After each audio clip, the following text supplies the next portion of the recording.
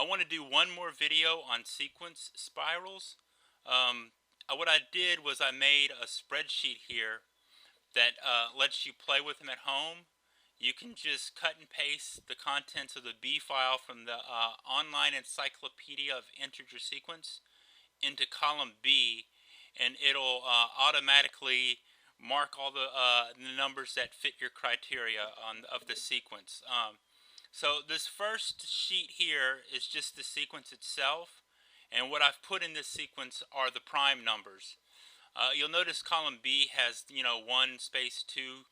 So column A, what it is it just takes off the first number and does it automatically. So it makes it a lot easier if you want to play with a whole bunch of sequences just to cut and paste this.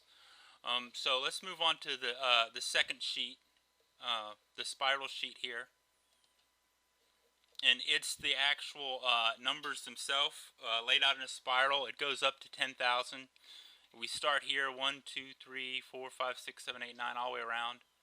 And you notice all the prime numbers are marked already.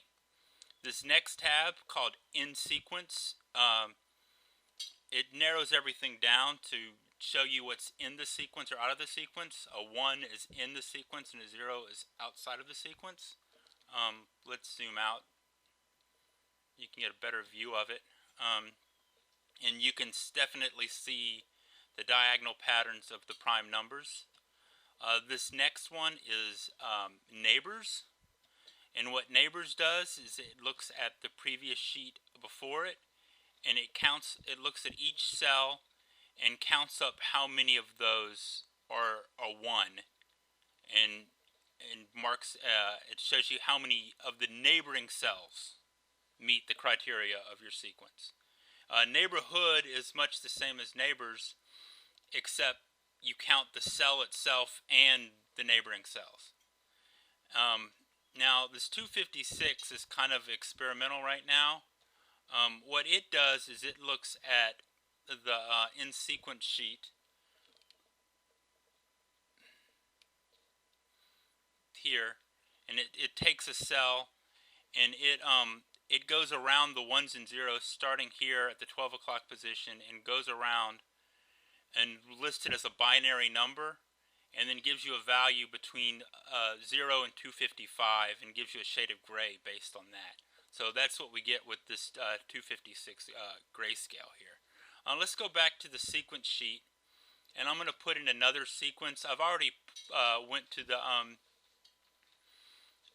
OEIS and picked a B file, the Odious numbers, and I've already marked and copied them to the clipboard. So we're going to go here. We're going to clear contents on column B here, and then I'm going to paste it. You want to paste keeping the source formatting. You don't want to match destination formatting. And we go back here to the other sheets, and it's already filled it in. This is the I think in sequence is the prettiest one. You can really see the patterns well. Although for this particular one, neighbors and neighborhood look really good.